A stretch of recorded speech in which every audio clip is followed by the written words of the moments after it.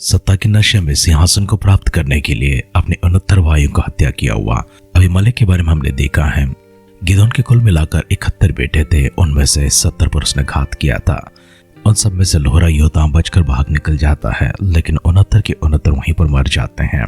इन सबों को किसी दुश्मन ने नहीं मारा, वरन उनका ही सौतेले भाई ने मारा है, अबीमेलेक ने मारा है।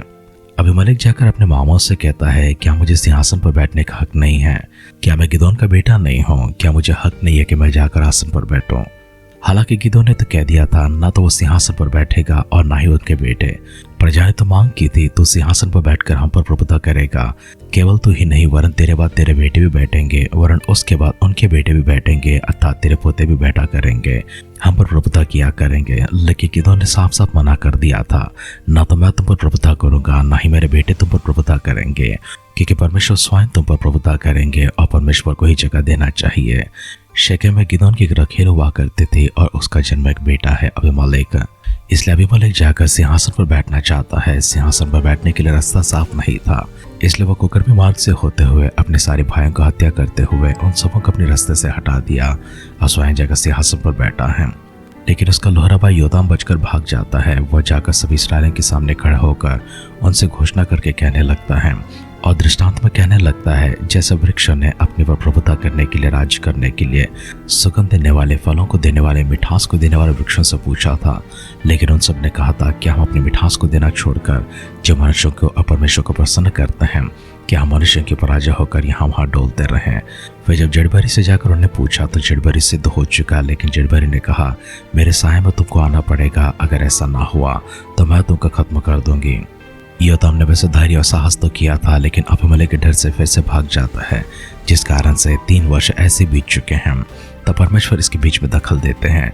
परमेश्वर किस प्रकार से अबीमेलेक के और शेकेम के निवासी के बीच में बैर लेकर आते हैं, जिस कारण से परमेश्वर बुराई को उस जगह से हटाना चाहते हैं, क्योंकि परमेश्वर नहीं चाहते कोई बुरा इंसान किसी राज सिंहासन पर बैठे, किसी मनुष्य के ऊपर बैठे, किसी मनुष्य के ऊपर अत्याचार करता रहे, किसी देश के ऊपर अत्याचार करता रहे और वो सतावट से हमेशा के लिए गुजरता रहे। इसलिए परमेश्वर उस बुराई को हटाना चाहते हैं। हमारे दिन में आगे बढ़ते हुए इन वचनों को गौर करने से पहले अपने आप को परमेश्वर खाते में समर्पण करते हुए एक और बार हमसे मिलकर प्रार्थना करेंगे कि परमेश्वर किसी प्रकार से अबीमेलेक के जैसे गुण या लक्षण हमारे भीतर हो। आज फिर से एक बार प्रभु जी हम आपसे प्रार्थना करते हैं कि उन सारे लक्षणों को, उन सारे बुराई को प्रभु जी हम में से निकाल दे, ताकि प्रभु जी हम सच्चे इंसान बने, अच्छे इंसान बने, पवित्र इंसान बने। अपने आप को परमेश्वर के हाथों में लेकर चलते हैं। हमारे जीवन को परिवर्तित करने के लिए, रूपांतरित करने के लिए, हम सबों के भीतर परमेश्वर अच्छे मन को लाने के लिए, अच्छी बातों को रखने के लिए, हमारी चाल चलन, हमारी स्वभाव, हमारी चरित्र, ये सब परमेश्वर को भावता हुआ एक बलियाग के रूप में होने के लिए अपने आप को खुदा के हाथों में समर्पण करते हुए अपनी आंखों को बंद करते हैं, सिरों को झुकाते हैं। सर्वशक्तिमान परमेश्वर की सहाय में जाकर, उनकी आश्रय में जाकर हम मिलकर दुआ करते हैं। मनों को बदलने वाला, स्वभाव को बदलने वाला, चरित्र को बदलने वाला, जीवनों को परिवर्तित करते हुए रूपांतरित करने वाला हमारे सर्वशक्तिमान, दयालु, कृपालु और अनुग्रहकारी और प्रेमी पिता परमेश्वर, हम आपकी शुक्रिया करते हैं, धन्यवाद करते हैं, आभार प्रकट करते हैं कि प्रभु जी अबीमेलेक के जैसा जीवन हमारा नहीं है। यदि परमेश्वर अबीमेलेक के जैसा कोई गुण हमारे भीतर नजर आती हैं, दुआ करते हैं प्रभु जी, अभी उन्हें जांचे, अब उन्हें पर के परमेश्वर हमारे अनजाने में जो भी भूल हुई वो, गलती हुई हो, उन सबों को परमेश्वर हमसे दूर रखने के लिए दुआ करते हैं, क्षमा करने के लिए दुआ करते हैं, आपके अनुग्रह पर लाने के लिए प्रार्थना करते हैं। हमारे सारे गुण प्रभु जी जो बुरे हैं प्रभु जी, उन सबों को दूर करने के लिए आपके अच्छे गुणों के साथ प्रभु जी, आपके अच्छे मन के साथ प्रभु जी हम सबको तृप्त करने के लिए प्रार्थना करते हैं। पवित्र आत्मा का अभिषेक प्रभु जी हमारे ऊपर बरकरार रखिए, आत्मा का अगुवाई प्रभु जी हमें चलाते रहिए, आपके वचनों के माध्यम से हमसे बातें करते रहिए। हमारे सारे परिजनों को आपकी दृष्टि में लेकर आते हैं, व्यक्तिगत तौर से परमेश्वर एक एक जन को छूने के लिए, आपके अनुग्रह प्रभु जी उनके ऊपर ले आने के लिए, आपकी सहायता पर हाथ प्रभु जी उनके ऊपर रखने के लिए, शारीरिक रूप से, मानसिक रूप से, पारिवारिक, आर्थिक और आध्यात्मिक रूप से प्रभु जी हर व्यक्ति को उन्नति को लेकर चलिए। प्रभु जी कोई बंधन उनके ऊपर बंधे हो तो सारे बंधनों को तोड़ने के लिए प्रार्थना करते हैं। आपकी कृपाल हाथ प्रभु जी हमारे ऊपर है, अनुग्रह पर दृष्टि हम पर है प्रभु जी, इसके लिए धन्यवाद करते हैं। आगे के समय परमेश्वर वचन से बातें करते हुए हम सबको सिद्ध कर इसके लिए शुक्रिया करते हुए सारी आदर, सम्मान और महिमा प्रभु जी हम आपको प्रदान करते हुए हमारे उद्धारकर्ता हमारे प्रभु यीशु मसीह के नाम से इस प्रार्थना को मांगते हैं, सुन और कबूल कर पिता, आमेन, आमेन, आमेन। आध्यात्मिक जीवन की दैनिक खुराक सुन रहे हमारे सारे प्रिय श्रोताओं को परमेश्वर के विभक्त गणों को प्रभु यीशु मसीह के नाम में प्यार भरा जय मसीह की सुप्रभातम और शुभोदय कहते हुए हम सबका मनपसंद ध्यान केंद्र आध्यात्मिक जीवन के दैनिक खुराक में और इस नए दिन में आप सबका स्वागत करते हैं।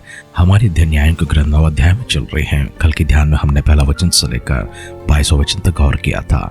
आज की हमारे ध्यान को आगे बढ़ाते हुए 9 अध्याय 23 वचन से पढ़ते हैं। न्यायों का ग्रंथ 9 अध्याय 23 वचन से। तब परमेश्वर ने अबीमेलेक और शेकेम के मनुष्य के बीच एक बुरी आत्मा भेज दी। सो शेकेम के मनुष्य अबीमेलेक का विश्वासघात करने लगे, जिससे यरूबाल के 70 पुत्रों पर किए हुए उपद्रव का फल भोगा जाए, और उनका खून उनके घात करने वाले उनका भाई अबीमेलेक के सिर पर और उसके अपने भाइयों से घात करने में उसकी सहायता करने वाले शेकेम के मनुष्य के सिर पर भी हो। तब शेकेम के मनुष्य ने पहाड़ों की चोटियों पर उसके लिए घातकों को बैठाया, जो उस मार्ग से सवारे जाने वालों को लूटते थे। और इसका समाचार अबीमेलेक को मिला।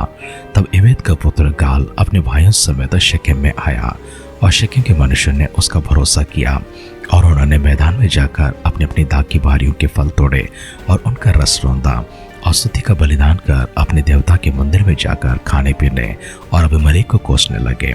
तब एबेद के पुत्र गाल ने कहा, अबीमेलेक कौन है? शेकेम कौन है कि हम उसके अधीन रहे?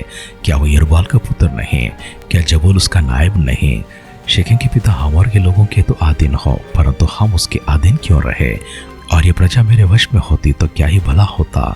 तब मैं तो अबीमेलेक को दूर करता। फिर उसने अबीमेलेक से कहा, अपनी सेना की गिनती बढ़ाकर निकला। एबेद के पुत्र गाल की बातें सुनकर नगर के हाकिम जबूल का क्रोध भड़क उठा, और उसने अबीमेलेक के पास छिपके दूतों को कहला भेजा कि एबेद का पुत्र गाल और उसके भाई शेकेम में आकर नगर वालों को तेरे विरोध करने में उकसा रहा है। इसलिए तो अपने संग वालों समेत रात को उठकर मैदान में घात लगा। फिर बिहान को सवेरे सूर्य के निकलते ही उठकर इस नगर पर चढ़ाई करना, और जब अपने संग वालों समेत तेरा सामना करने को निकले, तब जो तुझसे बन पड़े वैसा ही करना।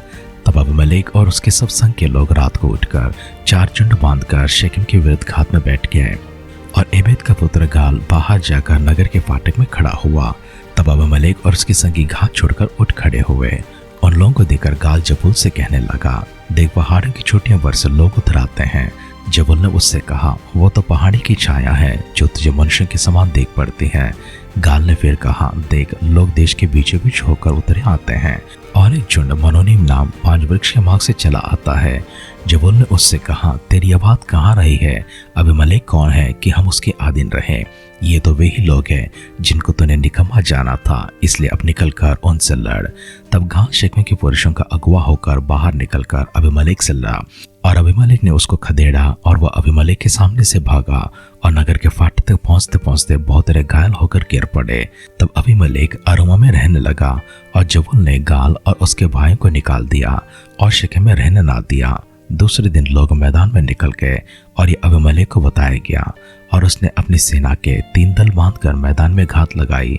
और जब देखा कि लोग नगर से निकले आते हैं, तब उन पर चढ़ाई करके उन्हें मार लिया। अबीमेलेक अपने संग के दलों समेत आगे दौड़कर नगर के फाटक पर खड़ा हो गया, और 2 लोगों ने उन सब लोगों के ऊपर धावा करके जो मैदान में थे उन्हें मार डाला।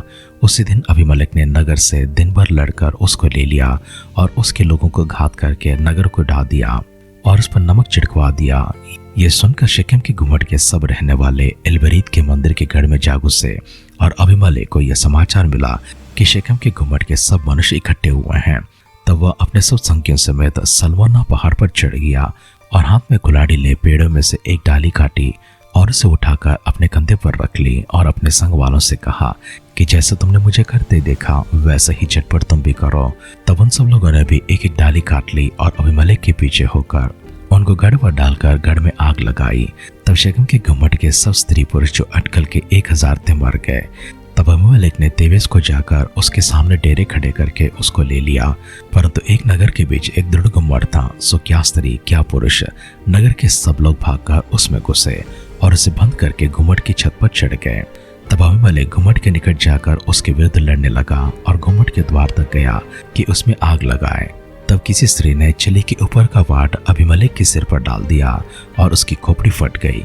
तब उसने फट अपने हथियारों को ढोने वाले जवान को बुलाकर कहा, अपनी तलवार खींचकर मुझे मार डाल, ऐसा न हो कि ये लोग मेरे विषय में कहने लगे कि उसको एक स्त्री ने घात किया।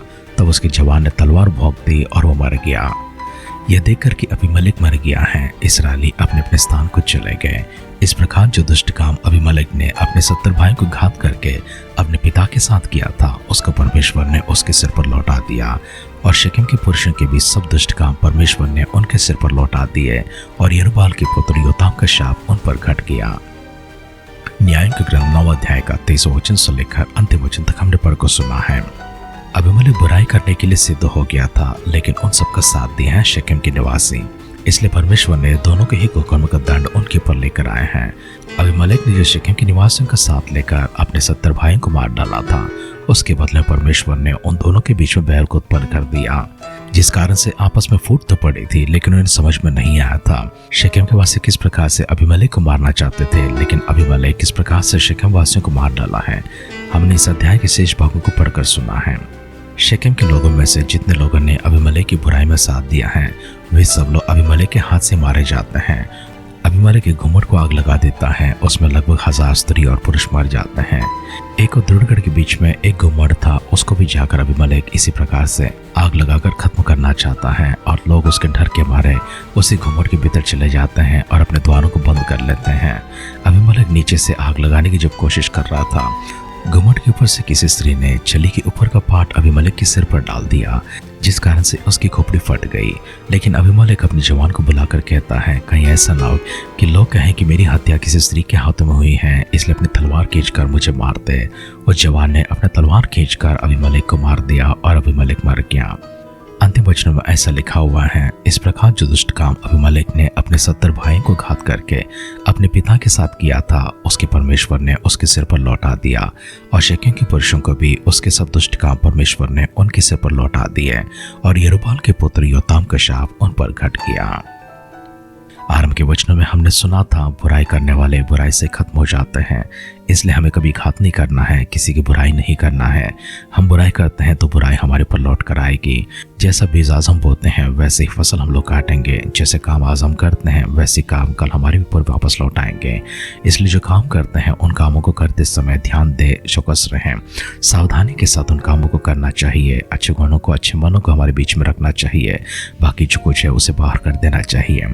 अगर ऐसा ना हुआ तो बुराई फिर वापस लौट कर हमारे ऊपर आएगी, और हम पर जब आती है बड़ी प्रलय के समान बहुत बड़ी संख्या में, बहुत बड़ी पैमाने पर आती हैं। तो इसलिए हमें सावधान रहना चाहिए, निडर होकर, बेफिक्र होकर, बेपरवाह की जीवन हमें यहाँ पर नहीं जीना चाहिए, परंतु डरते हुए, परमेश्वर की परवाह करते हुए, आने वाले उपद्रव के बारे में चिंता करते हुए, जैसे कर्म आज हमारे होते हैं वैसे कल हमारे साथ कोई और भी करेगा। इसलिए हमें सावधान रहना चाहिए। अपने मनों को परिवर्तित करने के लिए परमेश्वर के हाथों अपने आप को फिर से एक बार समर्पण करते हैं। वचन सुनने हमारे सारे प्रियजन परमेश्वर के लिए आपका जीवन बहुत और बलियाग के रूप में समर्पित होना चाहिए। अगर आपका जीवन इस प्रकार से दिखाई नहीं पड़ता है तो अपने जीवन को प्रभु के हाथों में लेकर जाए। परमेश्वर से फिर से एक बार दुआ करते हुए अपने परिवर्तन के लिए और परमेश्वर की दया आपके ऊपर उतराने के लिए मिलकर दुआ करते हैं। आइए अपनी आंखों को बंद करते हैं, सिरों को झुकाते हैं, प्रार्थना करेंगे। जैसे कर्म आज हम करते हैं, कल प्रभु जी हमारे पर लौटाए जाते हैं। आपके वचन के माध्यम से प्रभु इस सच्चाई के प्रमाण को हम तक लेकर आने के लिए आपको धन्यवाद करते हैं। हमारे सारे परिजनों को अपने आप को प्रभु आपकी दृष्टि में लेकर आते हैं। अबीमेलेक के समान, शेकेम के निवासियों के समान ऐसे कोई प्रभु जी दुष्कार्य हमारे बीच में है, हमारे भीतर है, ऐसे कोई लक्षण, ऐसे कोई गुण है, फिर से को प्रार्थना करते हैं प्रभु उन सबों को प्रभु जी धोकर शुद्ध कर दीजिए, साफ कर दीजिए। उन सबों को मिटाने के लिए प्रार्थना करते हैं। हमारे साथ प्रभु जी आप रहिए, प्रभु जी हमें आगे बढ़ाते रहिए। अपनी करुणा दृष्टि, अपनी दया दृष्टि प्रभु हमेशा हमारे ऊपर रखने के लिए प्रार्थना करते हैं। प्रभु यीशु मसीह का मन, उनका स्वभाव, उनका चरित्र प्रभु हमारे भीतर समाये रखने के लिए प्रभु जी दुआ करते हैं। पवित्र आत्मा का अभिषेक से प्रभु जी अगुवाई से हमें भरते प्रभु जी आगे बढ़ाने के लिए प्रार्थना करते हैं। प्रभु यीशु मसीह के बादलों की आग में विलंब होती है। कल सुबह फिर से एक बार हम सब लोग मिलकर स्तुति आराधना करने के लिए, हमें जीवितों की संख्या में रखने के लिए दुआ करते हैं। अगर ऐसा ना हुआ, प्रभु यीशु मसीह के बादलों के आगमन में हम सबको शामिल करने के लिए प्रार्थना करते हैं। हमारी दुआएं परमेश्वर आपने सुनकर दिए उत्तरों के लिए धन्यवाद करते हुए हमारे उद्धारकर्ता हमारे प्रभु यीशु मसीह के नाम से इस प्रार्थना को मांगते हैं। सुन और कबूल कर पिता। आमेन, आमेन, आमेन। वो सर्वशक्तिमान पिता परमेश्वर के दिव्य अनुग्रह हमेशा आपके ऊपर बरकरार रहे। और प्रभु यीशु मसीह का प्रेम हमेशा आपकी पर ऐसी बरकरार होती रहे।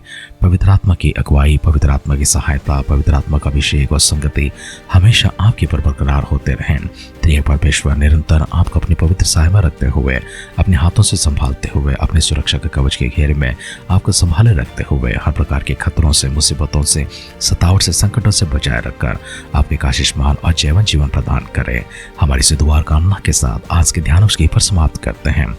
आप सुनते रहिए, सुनाते रहिए आध्यात्मिक जीवन की दैनिक खुराक। कल फिर मिलेंगे। अपना ख्याल रखिए, अपनों का ख्याल रखिए, दूसरों का भी ख्याल रखिए। God bless you.